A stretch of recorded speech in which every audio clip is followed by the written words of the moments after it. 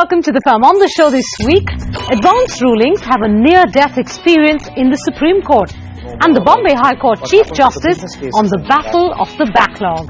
On 1st July 2010, we had 327,000 cases of criminal cases for dishonor of checks. One court of the magistrate, court number 30 in Kurla, had 45,000 cases. This week, the concept of advanced rulings had a near-death experience in the Supreme Court. And while advanced rulings may survive this, it's not clear if hereafter they will thrive in their current form. So is it time to mourn the death of advanced rulings? Has their certainty and speed advantage been buried? Vaishwini Upadhyay goes digging. The Authority for Advanced Rulings was established in 1993 to give non-resident taxpayers an advance indication of their potential tax liability. The purpose was to enhance certainty and reduce litigation. The authority has 6 months to rule on an application, though it often takes 9 to 18 months, and the decision is binding on both the taxpayer and revenue. Advanced rulings are not appealable, but this has not precluded either taxpayers or revenue from exercising their constitutional rights to go in for a writ before the High Court or a special leave petition at the Supreme Court.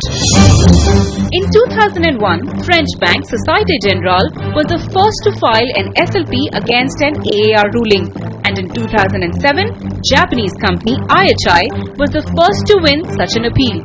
Taxpayers have preferred the SLP route to get a speedy outcome. Revenue filed its first special leave petition against an AAR ruling in 2007, but has since appealed at both the High Court and Supreme Court levels. The increasing number of SLPs alarmed the Apex Court. So when US company Columbia Sportswear filed a special leave petition against an AAR ruling, the Apex Court decided to take a holistic view of the matter. Well, the whole debate on maintainability of special leave petition against an AAR came up a couple of years back in Foster's case, when the Supreme Court said that the right forum for maintainability of appeal is the High Court. And since then there has been a confusion in the minds of the taxpayers and the tax department whether the right forum to appeal will be the High Court or the Supreme Court.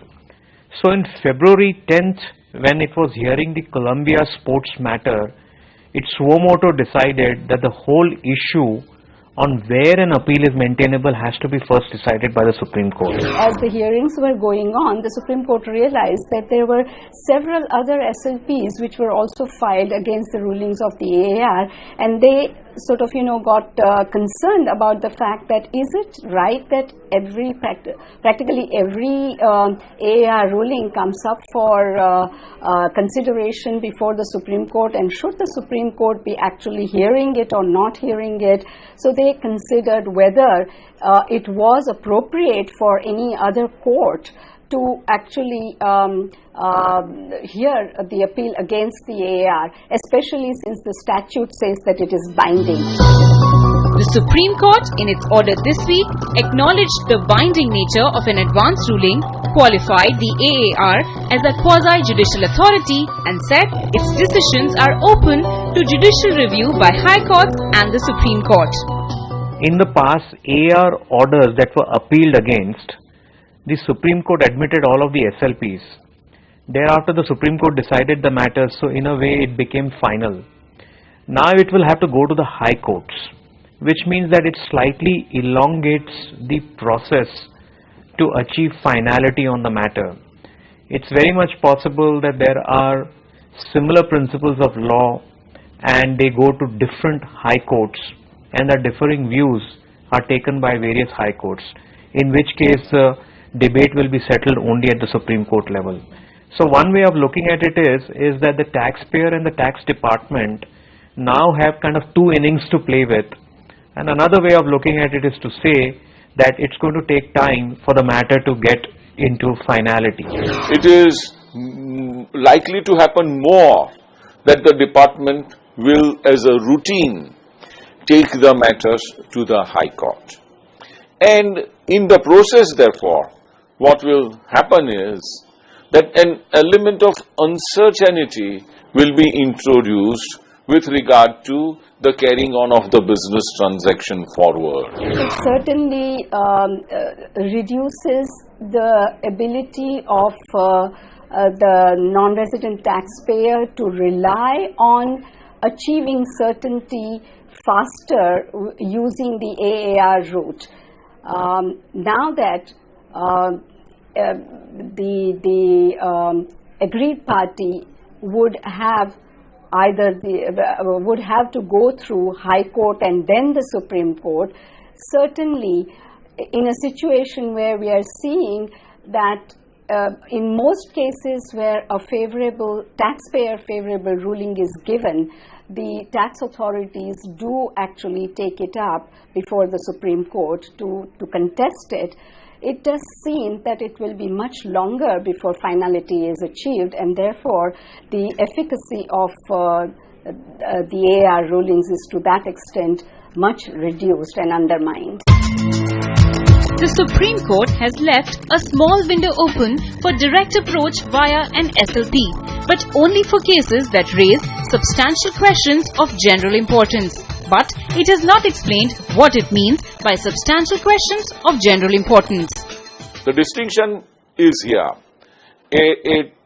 A case where the issue is typically confined to the particular business structure of the transaction, which has gone before the AAR, and that is not likely to have impact over other cases, then obviously this is a matter which will go to the High Court, because there is no question of public importance, general public importance. On the other hand, take for example a case where there is an interpretation of an important section.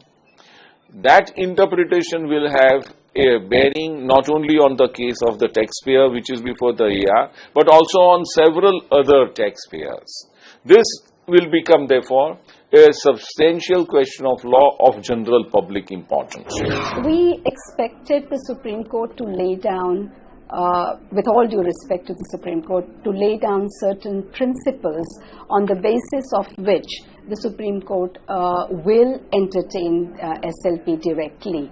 And on the basis of which the Supreme Court would say, or the SSE or the agreed party can determine that these are not the principles that they are able to meet, and therefore they will only have to go to the High Court. So when the Supreme Court says something of general importance, we're not able to understand whether giving the benefit of the treaty between India and Mauritius is of general importance or not. Because one of the SLPs was with regard to that, and even that has been sent back to, has been refused, in as much as it has been said that it is open for them, for the aggrieved party, to go to the High Court. Daksha is referring to the SLP filed by Revenue in the E-Trade Mauritius case. That petition was filed in 2010, and now, like the 7 other petitions it was clubbed with, the E-Trade case will have to first stop at the High Court before making it back to the Supreme Court. 1 year at the AAR, 2 years at the Supreme Court, and now back to the High Court. Inexpensive, expeditious, and binding. That's how the AAR describes the advantages of an advance ruling. Advantages that have already been eroded by internal AAR delays and appeal-crazy parties. This week's Supreme Court order may have exacerbated the problem further. Experts are also confounded by 2 key arguments that never made it to the Supreme Court order. Whether the authority has the power to rule in cases of tax avoidance, and that it must follow its own precedent. The lack of consistency combined with the lack of speed could very well be the last nail in the coffin. In Mumbai, Paispani Upadhyay. Advanced rulings in an existential crisis. Well, up next, we have a very special feature for you. It's exclusive, it's an eye-opener, and in these days of long pending litigations, it offers some reassurance. The Bombay High Court Chief Justice on the battle of the backlog. Every month, judges in Maharashtra dispose of more than 200,000 cases. So the pendency has come down.